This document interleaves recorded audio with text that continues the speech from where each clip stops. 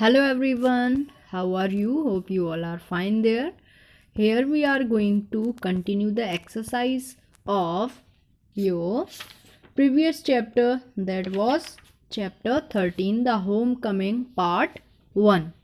Okay, so on page number 72, here are some fill in the blanks on question number D that you have to find from the same chapter. Okay, next is E, vocabulary.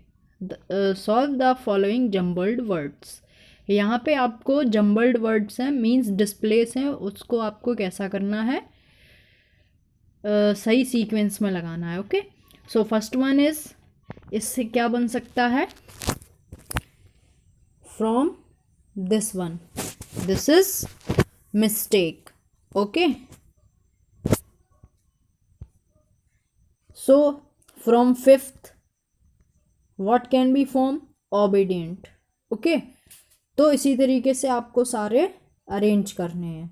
Next is select 5 nouns, 5 verbs and 5 adjectives from the lesson and write them below.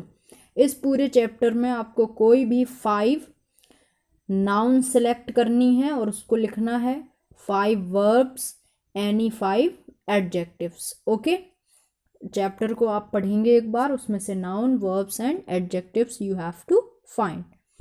Next is grammar skill. Fill in the blanks हैं, that is based on states and their capitals. So first one is, dash is the capital of India. Means India की capital कौन है, new Delhi. तो आप first में क्या लिख देंगे, न्यू दिल्ली. ओके, राइटिंग मेरा इतना क्लियर नहीं हो रहा है इसमें.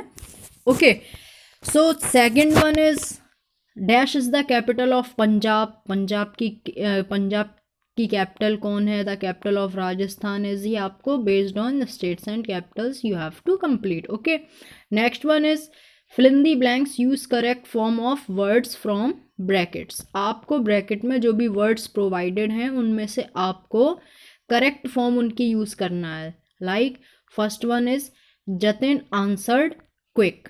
मीन्स जतिन ने आंसर दिए क्विक, तो क्विक का कौन सा फॉर्म लगेगा, क्विकली. उसने जल्दी जल्दी आंसर दिए. I have done my work carefully. Okay, इस तरीके से आपको करना है. He completed his job wonderfully. Next is, he ate the dinner hesitatingly. Last one is, Neha sings sweetly. Okay, next we come to the activity portion, that is name the following road signs. ये आपको खुद से करना है. Okay, with the help of your guardian. Okay, so come to the next portion, that is your new chapter number 4, the homecoming part 2. In previous chapter we have studied that there were 2 child characters. okay, दो वहाँ पे बच्चे थे, Phatik and his elder brother, elder और younger. Okay, उसका name क्या था, Makhan. Okay, so ये वहाँ पे सेकंड पार्ट है. फर्स्ट पार्ट में आपको पता ही है, you already know that there were 2 characters who use to fight from one another. तो उनके पेरेंट्स डिसाइड करते हैं कि हम आपको बाहर पढ़ने भेजेंगे जिससे आप एक दूसरे को हार्म नहीं करेंगे, इंजर नहीं करेंगे. ओके, तो when they reached Calcutta, Phatik met his aunt for the first time. जब वे लोग कलकत्ता पहुँचे तो फतेक अपनी आंटी से फर्स्ट टाइम मिला. ओके, क्लियर है. Next is, she was by no means pleased with this unnecessary addition to her family. She found her own 3 boys quite enough to manage without taking in anyone else. Aunt के क्या हैं, 3 boys हैं जिनको ही वो manage ठीक से कर पाती हैं. And to bring a village lad of 14 into their midst, terribly upsetting. Bishambar should really have thought twice before committing such as indiscretion. Indiscretion क्या होता है, thoughtless act.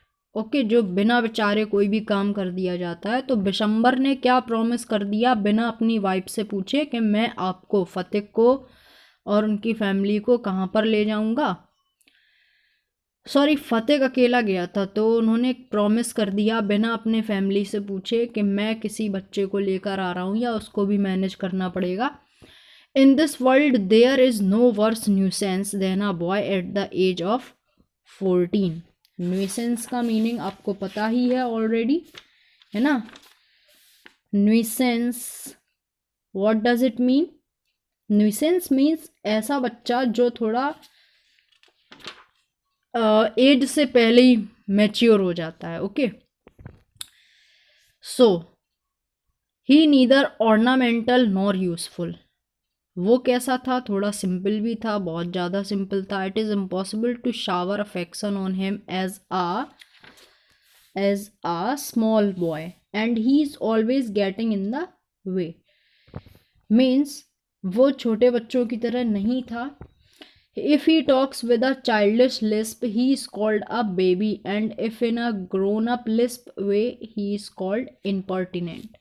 अगर वो बच्चों की तरह बातें करता था तो वो कैसा लगता था? जो मीन्स, लिस्प मीन्स क्या होता है? मिस प्रोनाउंशिएट करना, किसी भी चीज़ को सही प्रोनाउंशिएट नहीं करना, ठीक है ना। और जब वो बड़ों की तरह बातें करता था तो बहुत ही रूड लगता था। In fact, talk of any kind from his is resented. Then he is at the unattractive growing age. He grows out of his clothes with indecent haste. Indecent haste क्या होता है? Too fast, unduly bold and cheeky. Means बहुत ज़्यादा fast, जल्दी जल्दी में सभी काम करने वाला, है ना। उसकी जो ग्रोथ थी वो भी काफ़ी जल्दी हो रही थी। His voice grows hoarse and breaks and quavers. उसकी आवाज़ जो थी बिल्कुल एडल्ट्स की तरह थी।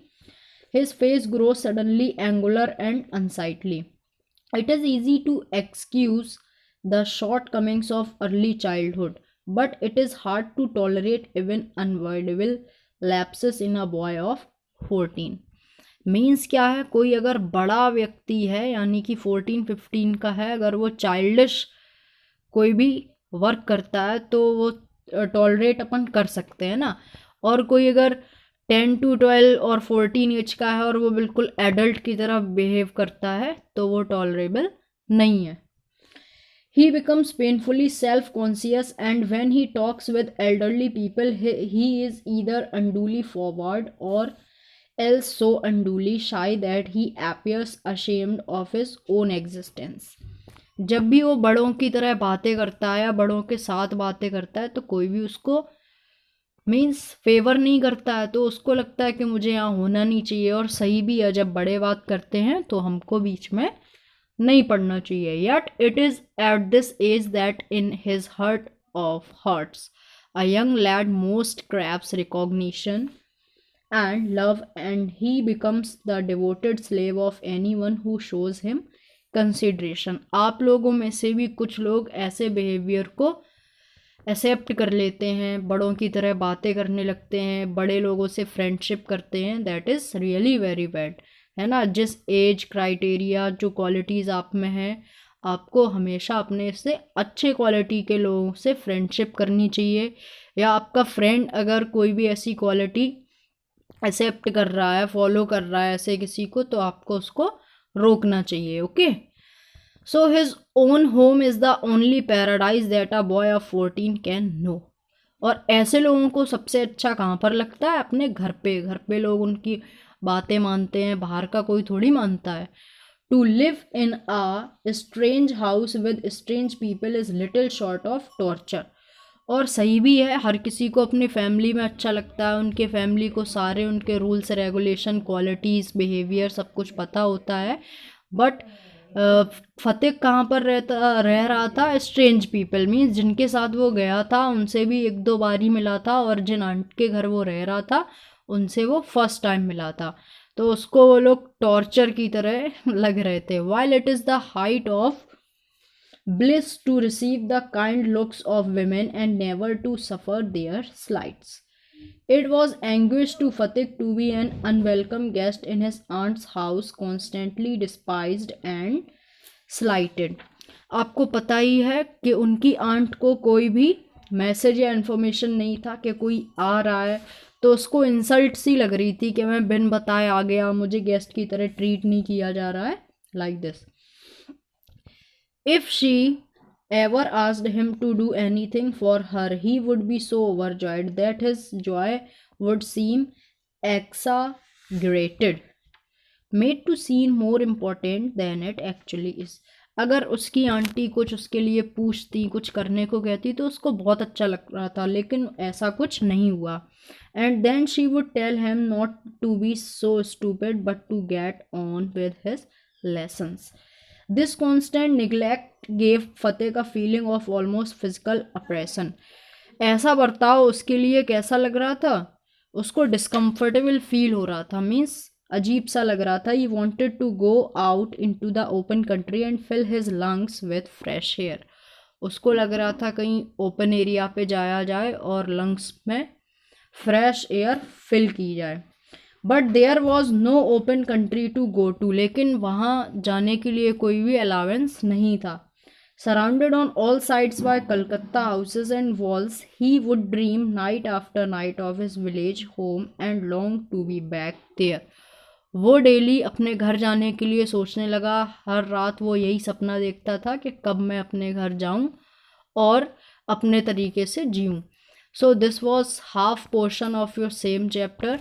For next, keep watching the videos. Till then, have a good day. Bye bye. Take care.